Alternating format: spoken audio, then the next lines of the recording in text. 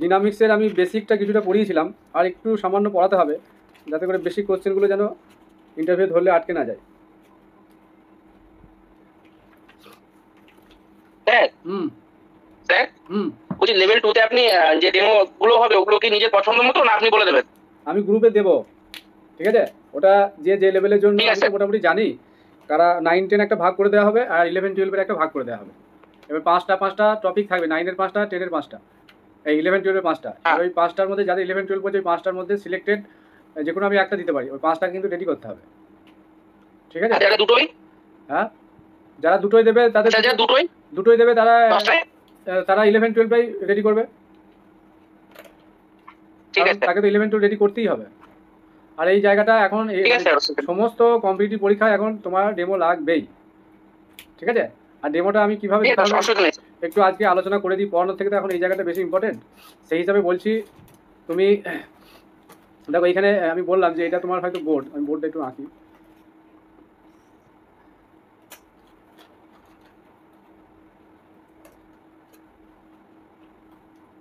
এটা টিএলএম হিসাবে তুমি বোর্ডটা পাবে আর চক পাবে।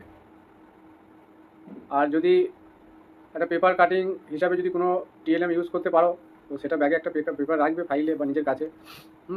যেমন এই শঙ্কু টঙ্কু এইগুলো চোঙগুলো দেখাতে সুবিধা হয় যদি ওই টপিকগুলো কেউ, তোমাদের কিন্তু নিজস্ব মোস্ট মানে তোমার ফেভারিট দুটো টপিক তুমি কিন্তু প্রিপারেশন করে নিয়ে যাবে, প্রত্যেককেই বলছি, ঠিক আছে? প্রত্যেককে নিজের দুটো পছন্দ মতো টপিক ভালোভাবে প্রিপারেশন নিয়ে যাবে, যাতে করে ওই জায়গাটা তুমি খুব মানে টাইমটা দেখবে প্রথম দিকে যখন ডেমোটা বাড়িতে প্র্যাকটিস করবে দেখবে একটু বেশি লাগবে। এবার তুমি ভাববে যে এই টাইমের 5 মিনিটের মধ্যে এটা হলো না, তাহলে আমি 5 মিনিটের মধ্যে কভার করতে গেলে কোন টপিকগুলো ইম্পর্টেন্ট সেই টপিকগুলো আমি বোর্ডে লিখবো, সেই টপিকগুলো আমি একটু জাস্ট বলবো। এইভাবে টাইমটাকে উইথিন 5 মিনিটের মধ্যে কভার করতে হবে। আমার কথা বুঝতে পারছো? যেমন আমার শর্ট ভিডিও দেওয়া হয় না, কিন্তু দেখো টোটাল বিষয়টা ক্লিয়ার করে দেওয়া হয়। স্যার হুম স্যার শুনতে পাচ্ছি, বলো। স্যার বলছি যে ওই তারিখ শ্রেণী ওটা কোন টাইমে লিখবো ওটা বুঝতে পারছি না, মানে তোমাকে যত ডেমো আগে যখন করি না কেন। হ্যাঁ আমি বলছি, দেখো আমি বলতাম ওই জায়গাটা কথা বলতে গিয়ে আবার এদিকে চলে এলাম। এটা এখানে তারিখ দেবে, ঠিক আছে? ডেট। না ওটা কি যখনই বললো ধন্যবাদ দিয়ে যখন শুরু করব আগে লিখে নেব হ্যাঁ তুমি তারিখটা নাকি লিখবে। একটু ইন্ট্রোডাকশন দিই? ধরো আজকের তারিখ কত বলো? আজকে 2 হ্যাঁ 3-10-25 তারিখটা ভুল ভুল ভুলে যাচ্ছে অনেকে। যাই হোক তারিখটা মাথায় রাখবে, 3-10-2025 হলো। নিচে কি লিখবে? ক্লাস। ধরো তুমি ক্লাস 7-এরই একটা কোনো টপিক পড়াচ্ছ, এইভাবেই লিখবে, রোমান হরফেই লিখবে, হলো। এটা তো ছোটো বোর্ডটা। আর এখানে কি লিখবে বলো তো? আর আরেকটা বিষয় বলি, যে ডেটটা লিখবে ওই ডেট রিলেটেড কিন্তু কোশ্চেন ধরতে পারে, ধরবেও সম্ভবত। যে এই ডেটে কোনো কিছু যদি ডে থাকে বা কোনো কিছু ঘটনা তোমার হয়তো জানা নেই, কিন্তু তুমি সেই ডেটটা, যে ডেটে ইন্টারভিউ করবে তোমার ডেট, তোমার কাছে তো লেটার আসবে, সেই ডেট সম্বন্ধে একটু A to Z জেনে যাবে, যে ডেটে কী কী হয়েছিল বা কোনো ঐতিহাসিক কিছু ঘটেছে কি না। বুঝতে পারলাম? বা হয়তো তোমাকে ধরবে যে এই 10-3-10-2025 এই ডেটটা ছিল, ধরো সেই দিন তোমার ইন্টারভিউ পড়েছে সোমবার, তাহলে পরের বছর 3-10-2026 কী বার হবে বলো তো? এবার তুমি বলো এটা তো আমি করে যাইনি। এবার এটা দেখো ক্লাস 6-এর কোশ্চেন, আমি একটা দেখবে দিয়েছিলাম PDF, এটা ক্লাস 6-এর লাস্ট চ্যাপ্টারে আছে, এটা মনে পড়ছে? এবার তুমি ওই সময় কিন্তু বার করতে পারবে না, প্রস্তুতি নিয়ে গেলে দেখো কোশ্চেন কোথা থেকে কীভাবে হয়ে যাচ্ছে। তোমার ইন্টারভিউ কোশ্চেন সেইভাবে ফিক্স থাকে না, এবং এমনভাবে তুমি তৈরি হয়ে যাবে যে কোনো জায়গা থেকে, যে রোমান হরফে তুমি এখানে দেখো 7 লিখেছো, তোমাকে রোমান হরফে 100 লিখতে বললো। এবার তুমি বলছো যে এটা তো আমি পড়ে আসিনি, কিন্তু এগুলো সব সিলেবাসে আছে, এগুলো ক্লাস 5-এর সিলেবাসে আছে, এটা বুঝলে? 6-এ আছে 6-এ 5-এও আছে, 6-এও আছে। এবার এই জায়গাগুলো থেকেও দেখো কোশ্চেন হয়ে যাচ্ছে। বা তুমি অঙ্কের যেহেতু ইন্টারভিউ দিতে, হ্যাঁ বলো। এক্স কি 10 বার লিখতে হবে? এটা দেখেছো? সি তো এক্স মানে হচ্ছে 100 মানে হচ্ছে সি, ক্যাপিটাল সি, সেজন্য পড়ানো হয় না সংস্কৃত। হ্যাঁ এই জায়গাগুলো আছে। বা একটা তোমাকে এই রোমান হরফে দেখবে নিয়মগুলো দেখবে, যে অনেক সময় দেখবে ওখানে রোমান হরফ লেখা সব কন্ডিশন আছে, 5টা 6টা কন্ডিশন আছে, ওই জায়গাগুলো দেখতে হবে কিন্তু। এবার তুমি বলছো যে আমি টিউশনি পড়াই, হয়তো তোমাকে জিজ্ঞেস করছি এখন কি করা হয়, তুমি বললে আমি টিউশনি পড়াই। এবার যখনই বলবে টিউশনি পড়াও, তোমাকে জিজ্ঞেস করে কোন ক্লাস থেকে কোন ক্লাস, তো অত জিজ্ঞেস করবে না, তোমাকে ঝট করে এখান থেকে জিজ্ঞেস করবে যে 100টাকে রোমান হরফে কী দিয়ে লিখবো বলো তো, বা 500কে কীভাবে লিখবো, ঠিক আছে? এরকম টাইপের কোশ্চেন ধরতে পারছে, এগুলো সব সিলেবাস অন্তর্ভুক্ত। যাই হোক এবারে এই জায়গাটা করে কি লিখতে হয় বলো তো, তোমরা তো বিএড করেছো, তোমরাই বলো। বিষয় মানে সাবজেক্ট, হ্যাঁ বিষয়, সাবজেক্ট সাবজেক্ট, এখানে unit, sub unit, unit, sub unit, আর ওই যে আজকের পাঠ মানে today's lesson. Unit sub unit লিখতে হবে না, তুমি শুধু লিখবে টুডে যে যেটা পড়াবে, মানে আজকের টুডেজ লেসন। আজকের টপিক, হ্যাঁ টুডে টপিক এইভাবে লিখতে পারো। এবার ও পড়িয়ে গেল স্বাভাবিক সংখ্যা বা রিয়েল নাম্বার যাই বলে, নাম্বার সিস্টেম। আর তুমি যদি হয়তো কোনো একটা পড়াচ্ছো এলসিএম, এভাবে লিখে দেবে, ঠিক আছে? এই চারটে লিখলেই হবে, আর বেশি কিছু লিখতে গেলে আর বোর্ডে জায়গা পাবে না। এই চারটে হচ্ছে মেন, ঠিক আছে? আর স্যার বোর্ডে টপিকটাও লিখে নিয়ে তারপরে শুরু করব? হ্যাঁ টপিকটা লিখতে হবে। না লিখে নিয়ে তারপরে শুরু করব তাই বলছি, না না ইন্ট্রোডাকশন দিয়ে ইন্ট্রোডাকশন তারপরে তুমি শোনো, ইন্ট্রোডাকশন টপিকটা লিখবে, তারপরে বোর্ডে আর কিছু লিখতে যাবে না। এইটুকু কাজ করার পর এই টপিক সম্বন্ধে আলোচনা করার জন্য তাদের বাস্তব কিছু উদাহরণ তোমরা দেবে, যাতে করে এই জায়গাটায় তাদের আসতে সুবিধা হয়। যে এলসিএম আমরা কেন পড়ি, কেউ বলতে পারবে এলসিএম এর কি কাজ? তো এলসিএম হয় 2 আর 3 এর এলসিএম জানি আমরা কত, 6। তাহলে এই এলসিএমটা আমরা কোথায় অ্যাপ্লিকেশন, মানে অ্যাপ্লিকেশন কোথায় এলসিএম এর, বলো, বলতে পারবে? স্যার এলসিএম মানে তো লঘিষ্ঠ সাধারণ গুণিতক। এর তো হ্যাঁ অ্যাপ্লিকেশনটা কোথায় হয়? হ্যাঁ স্যার, তো মানে গুণিতক যেহেতু, তো সেই গুণিতকগুলোর মধ্যে কোনটা লঘিষ্ঠ সাধারণ সেটা বের করার জন্যই মানে হচ্ছে এলসিএম ব্যবহার হয়। হ্যাঁ একটা তোমাকে কোশ্চেন বলো যেটা এলসিএম দিয়ে করা হবে। স্যার কমপক্ষে কোনো কিছুর জন্য বোঝাতে গেলে তখন আমরা এলসিএম ইউজ করি। Very good. ধরো এই দেখবে এই ঘন্টার অঙ্ক আছে, যে একটা ঘন্টা এত মানে এত ঘন্টা অন্তর, এত ঘন্টা এত মিনিট অন্তর, এত ঘন্টা এত মিনিট অন্তর, বা কোনো একটা কাজ এভাবে করতে হলে কমপক্ষে যখনই কথাগুলো আসবে তখন দেখবে এলসিএম এর ইউজ হয়, তাই না? ঠিকই বলেছো তুমি। এগুলো হচ্ছে তার অ্যাপ্লিকেশন। আচ্ছা এলসিএমটা মানে এটা কিসের পার্ট বলো তো, পাটিগণিতের না বীজগণিতের পার্ট? পাটিগণিত। পাটিগণিত স্যার। কেন বীজগণিত হবে না? হ্যাঁ স্যার বীজগণিতও হবে। ওই আমরা যে সংখ্যামালাগুলোতে এলসিএম এইচসিএফ বার করা ছিল ক্লাস 8-এ, বীজগণিতও ছিল। এটা দুটোরই পার্ট, বুঝতে পারলে? পাটিগণিতে এলসিএমটা অ্যাকচুয়ালি মানে প্রুফটা তুমি পাটিগণিত দিয়ে করতে পারবে? পারবে না, তোমাকে অ্যালজাবরার সাহায্যে প্রুফটা করতে হবে। আর একটা বিষয়, অ্যালজাবরার অ্যাপ্লিকেশনগুলো আমরা মানে পাটিগণিতে যে অ্যাপ্লিকেশন সেগুলো অ্যালজাবরার মাধ্যমেই আমরা সলিউশনগুলো ইজিলি করতে পারি। পাটিগণিতের নিয়মে করতে গেলে কিন্তু অনেক লেন্দি হয়ে যাবে, তাই না?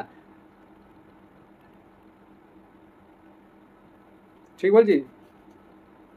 এগুলো ভালো করে বুঝতে হবে। এমন হ্যাঁ, স্যার। বহু কিছু আছে যেগুলো এই নিচু লেভেলে তোমাদের মনে হতে পারে যে এই জায়গাগুলো অতটা গুরুত্বপূর্ণ নয়, অতটা আমাদের না দেখলেও চলবে, কিন্তু না, এই জায়গাগুলো এমন কিছু জিনিস আছে তোমরা স্কুলে হয়তো আর কিছু দিনের অপেক্ষা, পড়াবে যখন তখন বুঝতে পারবে, যে থ্রোলি যখন বইটা খুঁটিয়ে খুঁটিয়ে পড়বে না, বহু কিছু আছে। তারপরে দেখো এখানে আরেকটা বিষয় বলি, ভুলে গেলাম। হ্যাঁ এই যে টপিকের কথাটা বলি, এটা এলসিএম তুমি কিভাবে বোঝাবে যে একটা এলসিএম কেন আমরা করি? এই সাধারণ কথাটার মানেটা কি? তোমাকে জিজ্ঞেস করলো যে সাধারণ কথাটার মানেটা কি, লঘিষ্ঠ সাধারণ গুণিতক বলছি। গুণিতক কাকে বলে তোমায় জিজ্ঞেস করলো। লঘিষ্ঠ কথার মানে কি বলো? ছোট, সবথেকে ছোট আকার। হ্যাঁ সব থেকে ছোট বা ক্ষুদ্রতম, ঠিকই আছে। তারপরে বলো এই এই অঙ্কগুলো জানো, এই ডেটের অঙ্কগুলো আমি বলেছিলাম এগুলো একটু দেখে যেতে। এই যে এই ডেটে হয়তো তোমার সোমবার পড়েছে, পরের বছর এই ডেটটা কি বার হবে? হ্যাঁ আগে দেখে নিতে টোটাল এই 2025 তো লিপ ইয়ার নয়, তাহলে 365 ডেজ হচ্ছে। এবারে 7 দিয়ে ডিভাইড করো, দিয়ে যেটা রিমেইনিং হবে মানে যেটা রিমাইন্ডার আসবে, সাথে যোগ করতে হবে ওর বাড়ির সাথে, হ্যাঁ এগিয়ে যেতে হবে। দিয়ে যেটা ভাগশেষ আসবে, সেই ভাগশেষ যদি 1 হয় তাহলে এই সোমবারের একদিন পরের ডেট হবে, বুঝলে? যদি ভাগশেষ 2 আসে তাহলে সোমবারের পরে 2 দিন পর কী বার হচ্ছে দেখতে হবে। ভাগশেষ যদি 3 আসে তাহলে 3 নম্বর পরের দিন কী আছে দেখতে হবে, এইভাবে দেখতে হয়, ঠিক আছে? তো এগুলো একটু দেখে নিও, আর নাহলে এটার উপর আমাকে আবার ক্লাস করাতে হবে। ঠিক আছে। আচ্ছা এবার দেখো তুমি যে টপিকটা পড়াবে এই সম্বন্ধে ফার্স্টে কী কাজ করবে বলো তো? এলসিএম ধরো তোমাকে বললো, এলসিএমটা তুমি টপিকটা চুজ করেছো যে আমি লসাগু পড়াবো।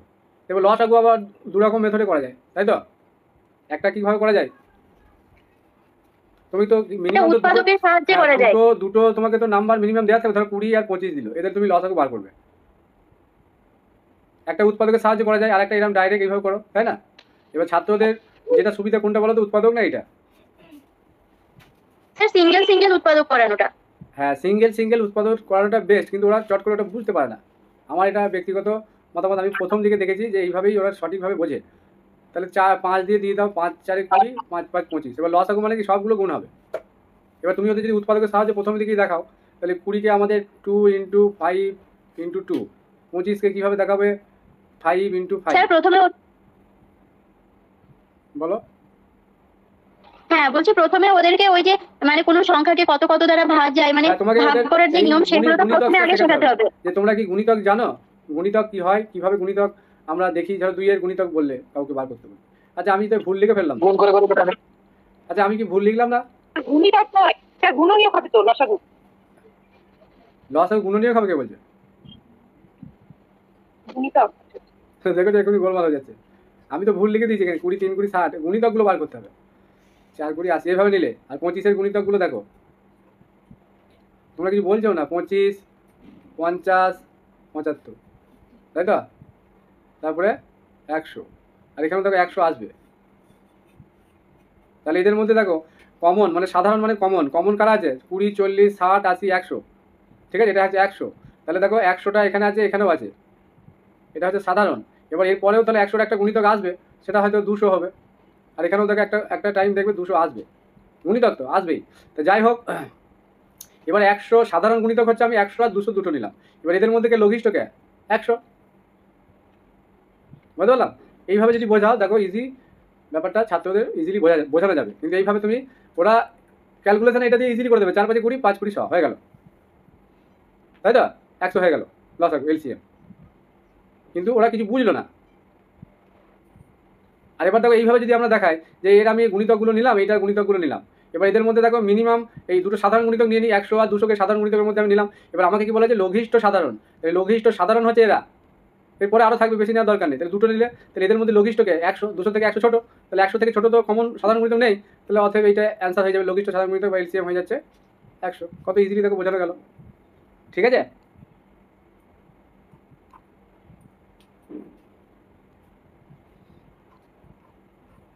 বলো, কোনো প্রশ্ন থাকলে বলো।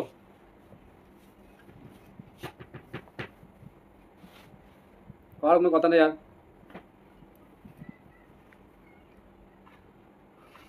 আচ্ছা এরা কি সব লাইনেই আছে নাকি নামমাত্র? কথা মনে কেউ শুনছে না। না স্যার শুনছি। তুমি শুনছো, বাকিদের কথা বলছি। অনেকে দেখি ওই লাগিয়ে দিয়ে শুয়ে থাকে, মানে প্রেজেন্ট কিন্তু সশরীরে প্রেজেন্ট নয়। আচ্ছা স্যার যদি বলেন যে ক্লাস 5-এর একটা বাচ্চাদের ত্রিভুজের ধারণা কিভাবে দেবো, তাহলে কিভাবে শুরু করব? আচ্ছা আমি আজকে এই লসাগুটা বললাম, তো গসাগুটা ধরি, তারপরে তোমার ত্রিভুজে যাচ্ছে।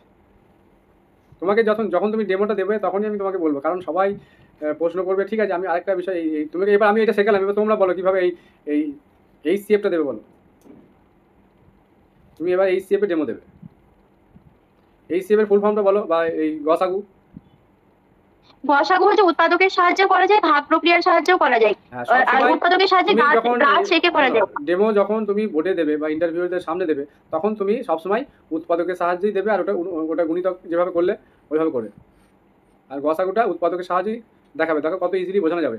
গসাগু মানে হচ্ছে কি, তাহলে এখানে আমি আজকের গরিষ্ঠ সাধারণ গুণনীয়ক। আজকের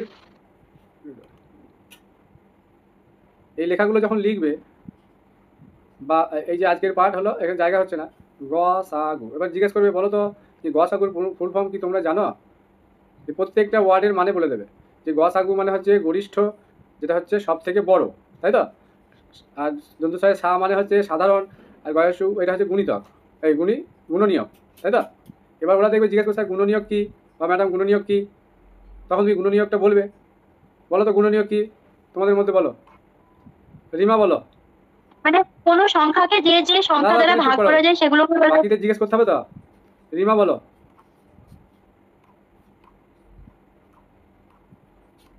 আচ্ছা বিলকিস বলো তো, গুণনীয়ক কি? কে কেমন বাড়িতে স্টাডি করছে একটু দেখি, কারো তো বেশিরভাগই তো চুপচাপ শুনে যাচ্ছে। আচ্ছা গুণনীয়ক আর উৎপাদক কি এক জিনিস? না না, এক জিনিস না।